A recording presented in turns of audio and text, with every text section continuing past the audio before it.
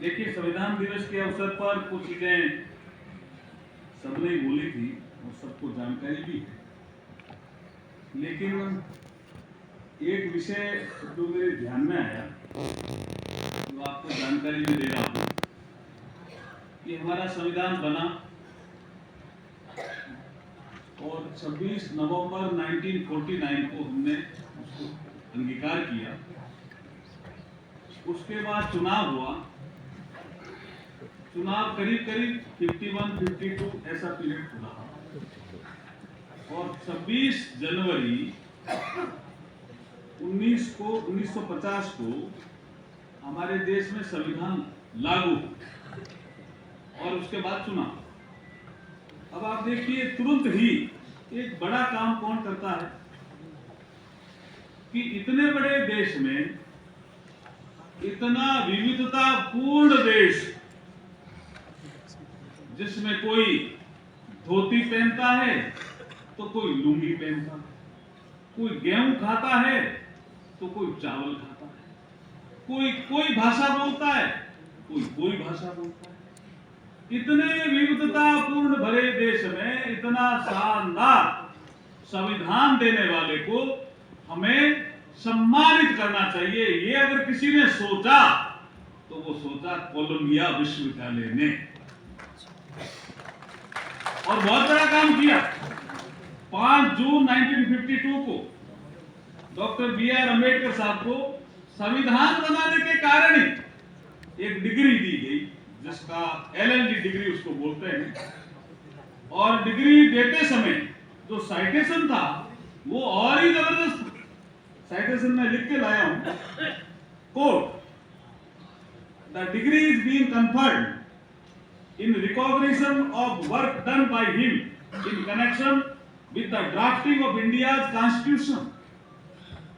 The university held him as one of India's leading citizens, a great social reformer and violent upholder of human rights. Unquote.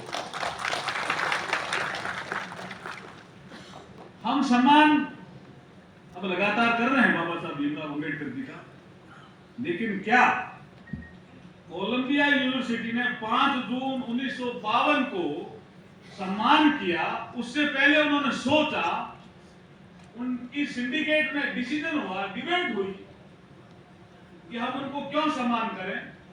तो बहुत से लोगों ने कहा ये हमारे स्टूडेंट रहे, कोलंबिया यूनिवर्सिटी से ही बाबा साहब पढ़े, हमारे स्टूडेंट रहे, इसलिए हम उनका सम्मान करेंगे। इतना विविधतापूर्ण देश में ना कॉम्प्लेक्स इतना था कि संविधान बनाना बहुत बड़ा काम था, बड़ा ऐसा काम था कि लोग सोच रहे थे ऐसा संविधान बन ही नहीं सकता।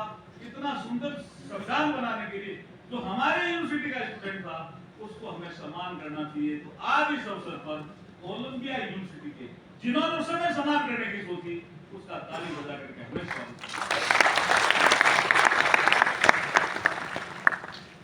अब 2-3 बातें जो हमारे आदिश अग्रवाल जी ने कही, क्योंकि आज जन्मदिन है उनका, तो मुझे कुछ करना भी पड़ेगा। इन्होंने एक कहा कि हमारे इंश्योरेंस कवर का मामला काफी लंबे समय से पेंडिंग है, और रोहित पांडे जी ने कहा कि आज संविधान दिवस है तो शपथ लेकर के बोलना। सही बोलूंगा रोहित पांडे, सही बोलूंगा। देखिए, संकल्प में बहुत बड़ी ताकत होती है। जब कोई आदमी सच्चे मन से संकल्प लेता है तो वो सिद्धि में परिणित हो जाता है, ऐसा नहीं है, वो कन्वर्ट होता है। तो आज ये न्याय का मंदिर, मंच पे बैठे हुए ऑनरेबल चीफ, और आप लीगल फ्रेटर्निटी के सब लोग बैठे हैं, जजेस भी बैठे हैं, उनके सामने मैं कह रहा हूं कि मैं इस सब्जेक्ट को मेरे विभाग में मैंने समीक्षा की और मुझे लगा है कि और सभी लोगों को इंश्योरेंस का कवर मिल गया, लेकिन वकील कम्युनिटी को नहीं मिला। वो जो जनरल इंश्योरेंस कंपनी के लोग हैं उनसे भी मैंने बात की, उन्होंने कहा साहब अगर इनको नहीं देंगे तो ये कंज्यूमर कोर्ट में चले जाते हैं। किसी ने कहा ये हाई कोर्ट में चले जाते हैं, किसी ने कहा या साहब सुप्रीम कोर्ट में भी चले जाते हैं। मैंने कहा वो तो जाएंगे, लेकिन क्या वो इस देश के नागरिक नहीं है? तो उनका नागरिक तो हैं, तो उनको भी इंश्योरेंस कवर मिलना ही चाहिए और मिलेगा।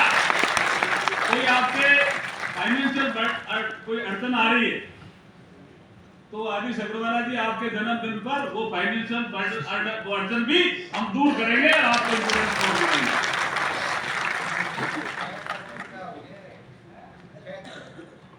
वो 5 करोड़ तो ट्रेजरर के पास भी पेंडिंग है।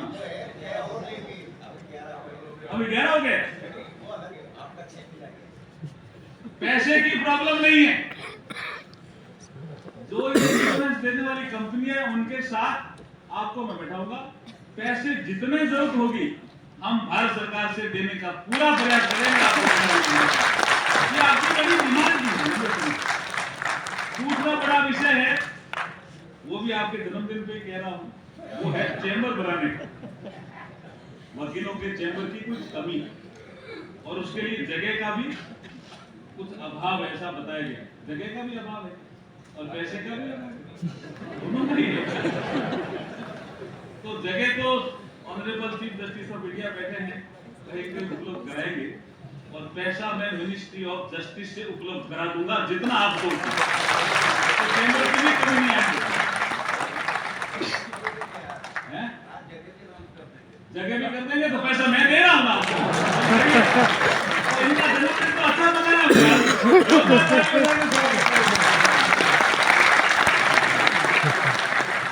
दूसरा बड़ा काम आपने आज किया, मुझे आप बताया गया, आदि सग्रवाला जी ने भी बताया, रोहित पांडे जी ने भी बताया कि बार में जिन्होंने 50 साल पूरे किए हैं ऐसे कुछ वकीलों को हमने सम्मानित किया। ऐसे ही किया है। मेरी ओर से उनको बहुत बहुत बधाई, शुभकामनाएं। 50 साल बार में पूरे करने का मतलब वो 75 साल के आसपास रहे हो। सबसे कितना 78 82 ताली बजा के स्वागत करेंगे। 82 वाह वेरी गुड। 84 82 देखिए 80 प्लस के लोग बैठे हैं और वही ड्रेस जो honourable chief justice of India ने बाबा साहब भीमराव अंबेडकर को वही ड्रेस पहना करके यहाँ मूर्ति का अनावरण किया, उसी ड्रेस में बैठे। जी sir, you want to say something? Very good, thank you. Very good, thank you. और उसमें ये भी बताया गया कि जिन्होंने कुछ किताब भी लिखी है उनको भी अवार्ड दिया और बुक्स भी लिखी है। अब एक चीज मेरे समझ में आती है, मैं सोसाइटी में रहता हूँ, हो सकता है आपके साथ ऐसी प्रॉब्लम नहीं हो, लेकिन मैं कई ऑर्गेनाइजेशन में जब मैं एमओएस फाइनेंस था तो मैं एक बार सीए इंस्टीट्यूट में गया, ऐसे ही आपकी प्रोफेशनल इंस्टीट्यूट है, तो वहां जिन्होंने 75 साल पूरे कर लिए उनको सम्मानित किया जा रहा था। आपके यहाँ ऐसा हो तो एक आप प्रोजेक्ट ले लेना। आदि सग्रवाला जी आपके लिए बता रहा हूँ, जिनके 75 साल हो गए हैं, 80 साल हो गए हैं, उनके बच्चे वेल सेटल्ड हैं। मैं ये नहीं मानता सेटल नहीं, वेल सेटल्ड हैं। कोई बाहर रहते होंगे, कोई दूसरे शहर में रहते होंगे, कोई इनके साथ रहते हैं कि नहीं रहते हैं, लेकिन कभी कभी इनको अकेलापन फील होता है। तो सुप्रीम कोर्ट बार एसोसिएशन क्या ऐसा कोई प्लान तैयार कर सकता है जो इनको कहे, तो यंग प्रोफेशनल हमारे एडवोकेट आते हैं 25 साल, वो महीने में एक बार इनके घर जाए और एक योजना का नाम हो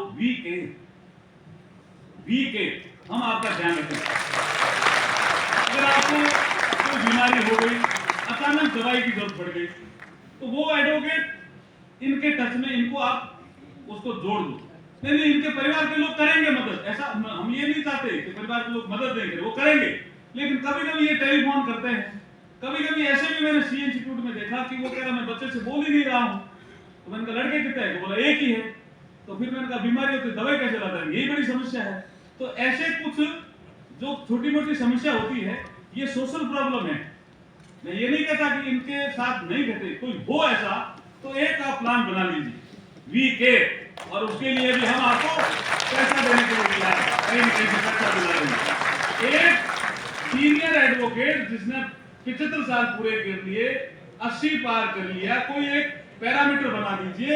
उसके बाद एक यंग आपका एडवोकेट जिसकी 25 साल की उम्र है, उसको आप उसके साथ जोड़ दीजिए और कहना कि मैंने इनको गोद लिया, मैंने इनको गोद लिया। और वो महीने में एक बार जाकर के उनसे पूछे, सर अंकल आपको बेचारे में तकलीफ तो नहीं, सब ठीक चल रहा है, कोई प्रॉब्लम? तो वो कुछ ना कुछ एक दो महीने में कुछ नहीं कहेंगे, लेकिन फिर धीरे धीरे वो दोस्त बन जाएंगे।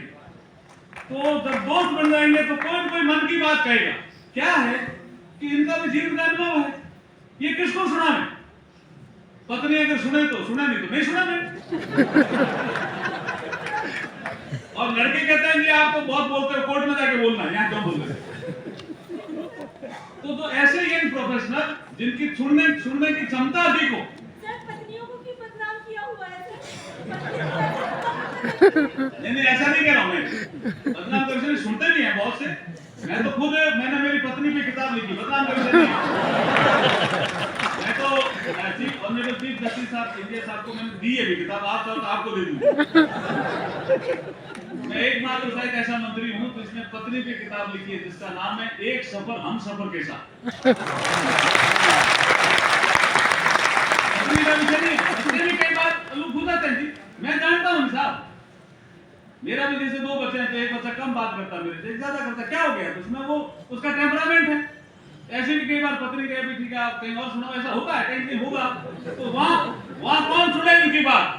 वहां वो यंग प्रोफेशनल जो 25 साल का है, ये हमारे दमते नहीं है साहब, वकील ही तो हैं, तो हमारे पेरेंट्स नहीं है क्या? तो क्या हम इनकी सुन नहीं सकते क्या? इसलिए आप एक योजना बनाइए जिसका नाम हो वी केयर। बना सकते हो क्या पांडे जी? ये मैंने सीए इंस्टीट्यूट में बनाई, बहुत सक्सेसफुल योजना चल रही है। सीए इंस्टीट्यूट में पूछ रहा था, सीए इंस्टीट्यूट आपका दिल्ली में है, यहीं कहीं? हाँ, आप जाके पूछना। वी केयर करके एक प्रेसिडेंट आया था बहुत अच्छा, उसने योजना चलाई।